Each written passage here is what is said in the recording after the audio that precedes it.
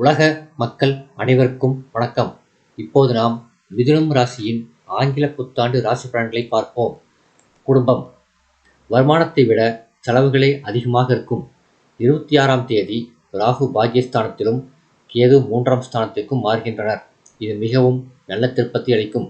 வருமானம் படிப்படியாக உயரும். வீண் செலவுகள் கட்டுக்கடங்கியே இருக்கும். மே மாதம் 11ஆம் தேதி ஜென்மராசிக்கு குரு பகவான் மாறுவதால் அன்றைய தினத்திலிருந்தே அதிக அலைச்சலும் வீண் செலவுகளும் அதிகரிக்கும். வருட ஆரம்பத்திலிருந்தே சிறிது திட்டமிட்டு செலவு செய்தல் நல்லது. மேலும் சில விஷயங்களுக்கு கூட அதிகமாக பாடுபட வேண்டியிருக்கும். மே 10ஆம் தேதி வரை திருமண முயற்சிகள் கைகூடும். அதன் பிறகு நவம்பர் மாதம் 9ஆம் தேதி வரை விவாகத்திற்கான முயற்சிகளில் குழப்பமே மேலிடும். இத்தகைய கட்டத்தில் குடும்ப சூழ்நிலை கவலையை ஏற்படுத்தும். மனைவியின் ஆரோக்கியம் பாதிக்கப்படக்கூடும். உத்தியோகம். பாக்கியஸ்தானத்தில் சனி மற்றும் ராகு இணைந்திருப்பதால் அலுவலக சூழ்நிலை உற்சாகத்தை அளிக்கும். வெளிநாடு சென்று பணியாற்ற விருப்பம் இருந்தால் மே 10ஆம் தேதி வரை முயற்சிக்கலாம். வெற்றி கிடைக்கும். அதன் பிறகு கிரகநிலைகள் அனுகூலமற்ற நிலைகளுக்கு மாறிவிடுகின்றன. தொழில் வியாபாரம். சந்தையில் போட்டிகள் கடினமாக இருப்பினும் உங்கள் விற்பனையை அவை பாதிக்காது. ஆயினும் ஊன் உறக்கமின்றி உழைக்க வேண்டி வரும். வெளிமாநில பயணங்களிலால் லாபம் கிடைக்கும். பாகிஸ்தானத்துக்கு குரு பார்வை கிடைப்பதால் உங்கள் உற்பத்தியை அதிகரித்துக் கொள்ளலாம். நிதி நிறுவனங்களின் ஆதரவும் உதவி சலுகைகளும் தக்க தருணத்தில் கை கொடுக்கும். ஏற்றுமதி இறக்குமதி துறையினருக்கு பிரபல வெளிநாட்டு வர்த்தக நிறுவனங்களுடன் கூட்டு ஒப்பந்தம் கையெழுத்தாகும்.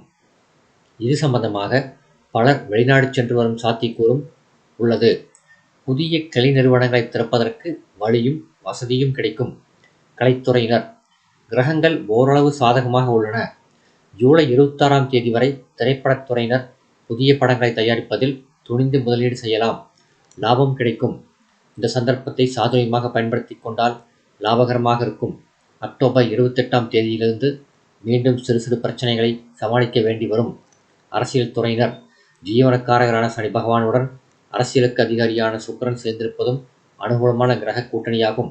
அதே தருணத்தில் சூரிய பகவானும் குரு பகவானின் ராசியில் சஞ்சரிப்பது யோக பலன்களை குறிக்கிறது.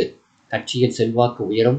தசாபுக்திகள் சுபபலம் பெற்றிருந்தால் பதவியொன்றும் உங்களை தேடி வரும்.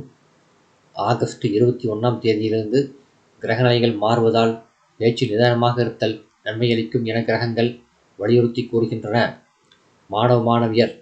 கிரகங்கள் சுபபலம் பெற்று வலம் வருகின்றன. செப்டம்பர் மாதம் 7ஆம் தேதியிலிருந்து படிப்பில் சிறிது கவனக்குறைவு ஏற்படக்கூடும். பிற மாணவர்களுடன் நெருங்கி பழகாமல் இருத்தல் அவசியம். இது உங்கள் எதிர்கால நன்மைக்கு உகந்ததாகும். விவசாயத்துறையினர். வருட ஆரம்பத்திலிருந்தே ஆகஸ்ட் 9ஆம் தேதி வரை கிரகங்கள் அனுகூலமாக சஞ்சரிக்கின்றன.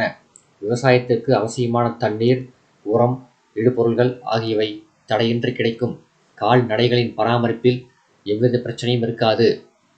ஆகஸ்ட் 10ஆம் தேதியிலிருந்து பணப்பிரச்சனை படிப்படியாக கடினமாகும். சந்தை நிலவரம் திடீரென்று மாறக்கூடும். உங்கள் விலை பொருள்களுக்கு நீங்கள் எதிர்பார்க்கும் விலை கிடைக்காது. ஏமாற்றத்தை தான் தரும். சில தருணங்களில் அதிக வட்டிக்கு கடன் வாங்க வேண்டிய நிர்பந்தம் உருவாகும். கூடிய வரையில் தவிர்க்க முயற்சிப்பது உங்கள் எதிர்கால நன்மைக்கு ஏற்றதாகும். பெண்மணிகள். புத்தாண்டின் ஆரம்பத்திலிருந்து ஏப்ரல் 25ஆம் தேதி வரை தொழில் ஸ்தானத்தில் ராகு அமர்ந்திருப்பது வரவிற்கு மீறிய செலவுகளை குறிக்கிறது. பல தருணங்களில் பண நெருக்கடி ஏற்படக்கூடும். அதற்கு பிறகு அவர் பாக்கியஸ்தானத்திற்கு மாறிவிடுவதால் சனியும் ராகுவும் சேர்ந்து இருப்பது நல்ல கிரக மாறுதலாகும். அதே தருணத்தில் பூர்வ புண்ணிய ராசியான சிம்மத்துக்கு கேது மாறுவதும் பல நன்மைகளை உங்களுக்கு அளிக்க உள்ளது. பரிகாரம். ஜென்மகுரு நடப்பதால் வியாழக்கிழமைகளில் அருகிலுள்ள திருக்கோயில் ஒன்றில் தீபமேற்றுவது குருவினால் ஏற்படும் தோஷத்தை போக்கும். இந்த வீடியோ உங்களுக்கு பிடிச்சிருந்தா லைக் பண்ணுங்கள், ஷேர் பண்ணுங்கள், சப்ஸ்கிரைப் பண்ணுங்கள். நன்றி.